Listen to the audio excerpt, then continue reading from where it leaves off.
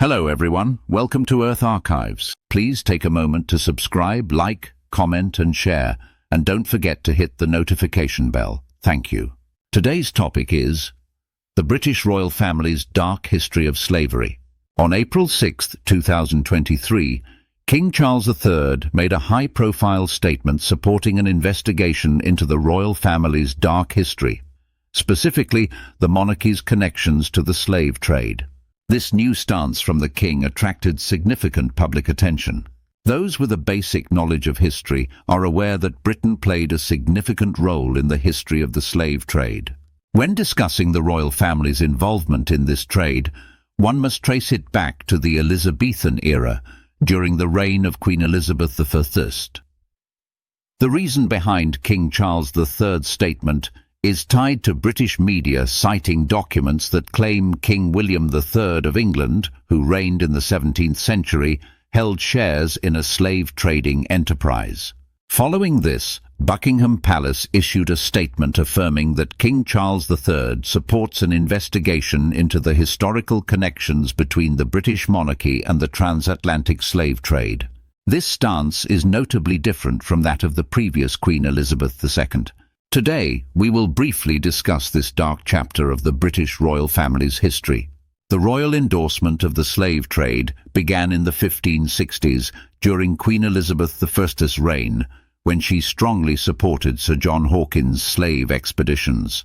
With the joint support of government officials, London merchants, and the Queen herself, Hawkins embarked on 3 independent voyages, during which he attacked African settlements along the West African coast and captured hundreds of enslaved Africans from Portuguese ships. Ignoring Portugal's dominant position in the European African slave trade, Hawkins went on to sell the captured Africans and goods in the Spanish Caribbean.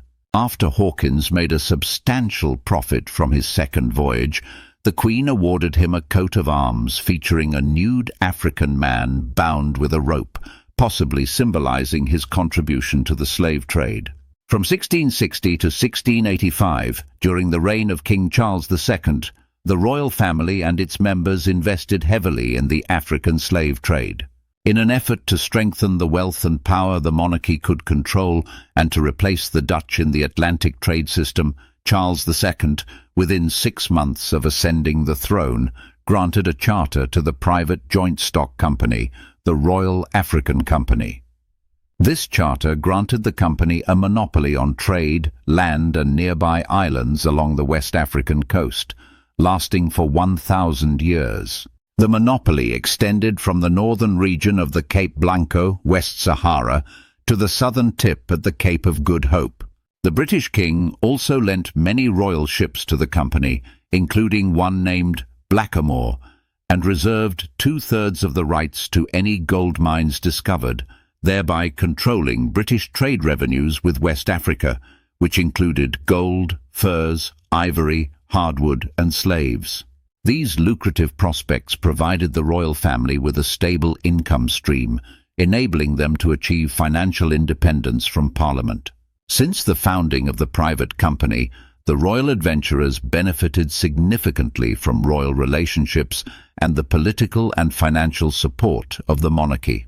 More than half of the original charter's beneficiaries were aristocrats or members of the royal family, including the king himself. The company's close ties to the monarchy made it particularly attractive to investors seeking to profit from the West African trade monopoly and the exploitation of African men, women and children through slavery. In 1663, the royal adventurers received a new charter that granted them exclusive rights among English merchants, allowing them to purchase enslaved captives on the West African coast and transport them to the British colonies in the Americas. With the support of the king's inner circle and politicians and courtiers hoping to profit from the African trade, the company began transporting thousands of African captives to the British Caribbean. Once ashore, those who survived the voyage were sold to British buyers or foreign traders seeking to transport slaves to Spanish America. By March 1664, the company had transported more than 3,000 slaves, men, women and children, to Barbados and 780 African captives to Jamaica. At this time in England, new coins minted with African gold, known as guineas, began to circulate. Beneath the king's portrait was an image of an elephant, the distinctive symbol of the royal adventurers. The message this initiative conveyed to the public was clear. The king had successfully expanded England's interests in Africa, enriching the nation and strengthening the British Atlantic Empire. However, the company's initial success was short-lived. In 1665, the royal adventurers faced financial difficulties due to increasing debts owed by colonial plantation owners who had purchased African captives on credit. At the same time, the Dutch Navy sought to reclaim fortresses along the Gold Coast in Africa, further weakening the company's already fragile position. The commercial competition between England and the Netherlands for control of the African trade eventually escalated into the Second Anglo-Dutch War, 1665 to 1667. As the company's financial troubles worsened and its operations faltered, more competitive British merchants began to step in to supply enslaved Africans to British plantations. In 1671, the royal adventurers declared bankruptcy and dissolved, giving way to a new monopoly trade company. In 1672, when King Charles II granted a charter to the reorganized British Royal Africa Company, the demand for slave labor in the Americas had already increased. Ensuring a steady supply of African captives to the British Caribbean and North American colonies would not only generate profits for the shareholders and the royal family, but also extend Britain's imperial reach across the Atlantic world. As demand for African slaves increased among British plantation owners in the Atlantic colonies, the expansion of the transatlantic slave trade followed suit. Historian William Pettigrew notes, "Throughout the entire transatlantic slave trade, the British Royal Africa Company transported more enslaved African women, men and children to the Americas than any other institution." The company's seal vividly illustrates how British slaveholders, encouraged by the king, eagerly exploited the lives and bodies of Africans to create commercial wealth and build overseas empires. The seal features an elephant carrying a fortress, flanked by two enslaved African men.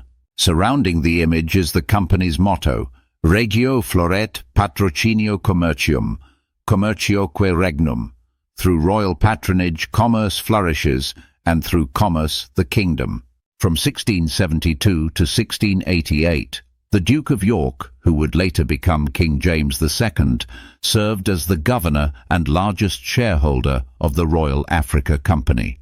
As an admiral, James had the authority to punish anyone challenging the company's monopoly in West Africa or the British colonies. The close connection between the British monarchy and the slave trade meant that the company branded its enslaved people with a permanent royal mark. Before being sent to the Americas, African captives had their right shoulder or chest branded with the letters DY for Duke of York, or Race, representing the Royal African Company. The Glorious Revolution of 1688 to 89, which deposed King James II, also weakened the Royal Africa Company's privileged position. With royal sponsors no longer involved, other British merchants and colonial plantation owners seeking to enter the West African market demanded more slaves at lower prices. This significantly undermined the company's efforts to maintain its monopoly. In 1698, Parliament opened the slave trade to all British merchants, requiring independent traders to pay a 10% tariff to the Royal Africa Company to help maintain African forts. When the Act expired in 1712, the era of free trade officially began, and millions of Africans were forcibly separated from their families, captured and shipped across the Atlantic. They were sold to the highest bidder, enduring physical, psychological and sexual violence, and their suffering is beyond comprehension. From 1690 to 1807, the transatlantic slave trade reached its peak, with European slaveholders transporting approximately 6 million enslaved Africans to the Americas. Nearly half of these captives arrived aboard British or Anglo-American ships. Under the protection of the British monarchy and Parliament, the slave trade became one of Britain's most lucrative industries. The demand for labor-intensive agricultural products in the Atlantic colonies, such as sugar, tobacco, cotton and coffee, relied heavily on the regular supply of African captives. The vast majority of enslaved Africans, including men, women and children, were sent to work on sugar plantations in Brazil and the Caribbean. As the British Atlantic Empire became increasingly dependent on enslaved African labor, critics of the slave trade and colonial slavery were quickly marginalized and viewed as radicals. At the same time, the enslaved men and women fought for their lives and dignity, resisting slavery and the racist colonial regime. Through repeated escapes, refusals to work, feigned illnesses and collective uprisings, the enslaved Africans and their descendants made it clear that their lives were equally valuable.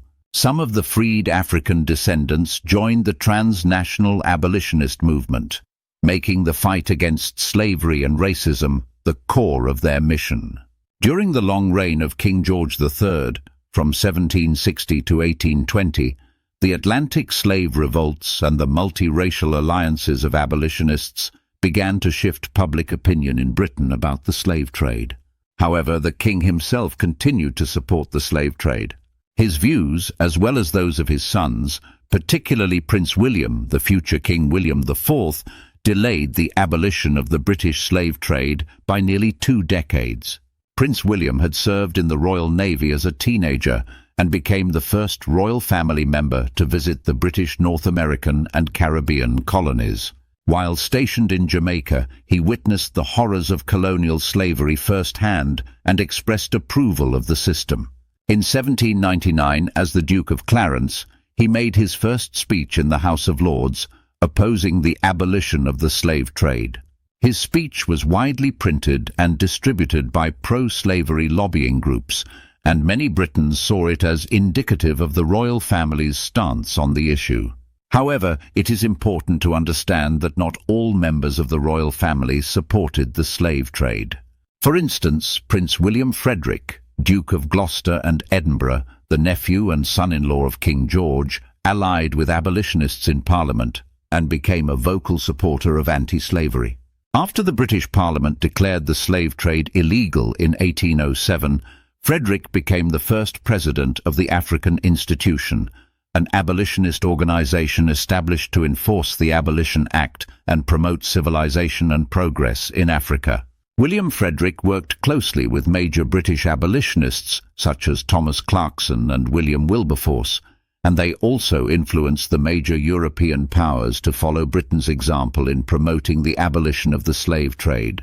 Even though the 1807 Slave Trade Act explicitly made the buying and selling of African captives illegal for British subjects, the demand for slaves remained high in the Caribbean, Brazil, Spanish colonies and the United States. After 1808, with the flourishing of illegal slave trade, European slaveholders continued to transport millions of enslaved Africans to the Americas, many of whom were carried aboard ships built, funded or outfitted by Britain. Even in the decades after Britain abolished the slave trade, descendants of the enslaved and free Africans repeatedly petitioned the British royal family, seeking royal support for the pursuit of freedom and civil rights. However, these petitions were largely ignored. Even though Parliament passed the 1833 Abolition of Slavery Act, which ended slavery in the British Caribbean, Mauritius and the Cape Colony, those who had been enslaved did not immediately gain their freedom. The solution negotiated required enslaved men and women to continue working as unpaid apprentices for their former masters, and £20 million was allocated in compensation to Britons who had economic interests in slavery. In contrast, the former slaves and their descendants, aside from receiving recognition as free subjects of British sovereignty, gained no real power. However, after 1838, with the end of slavery and the apprenticeship system in the British Atlantic Empire, the British monarchy publicly supported the anti-slavery movement for the first time. In May 1840, Prince Albert, Queen Victoria's husband, accepted an invitation to become the president of the Society for Effecting the Abolition of the Slave Trade and the Civilization of Africa. A month later, he gave a brief opening speech at the first International Anti-Slavery Conference held in London.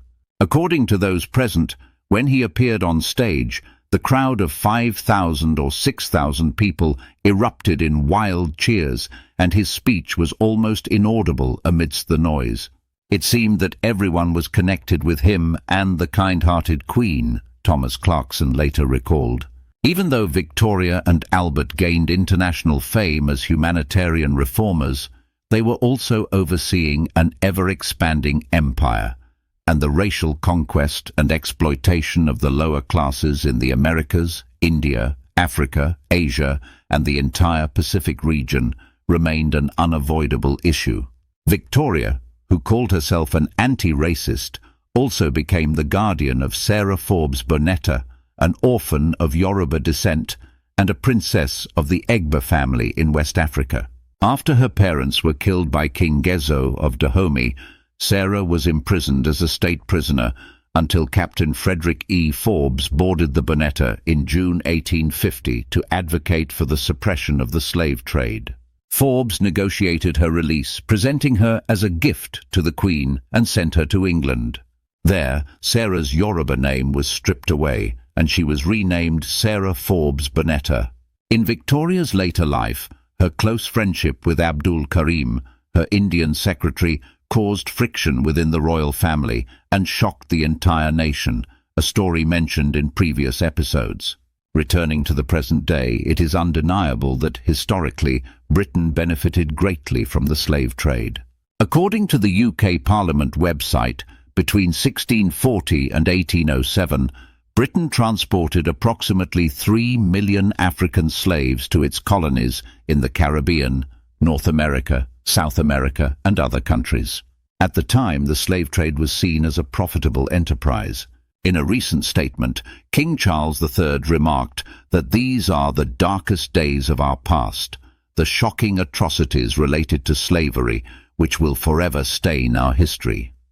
However, Charles has supported an investigation into the royal family's connections to slavery, raising curiosity about what hidden dark history might be uncovered that has not been recorded in historical texts.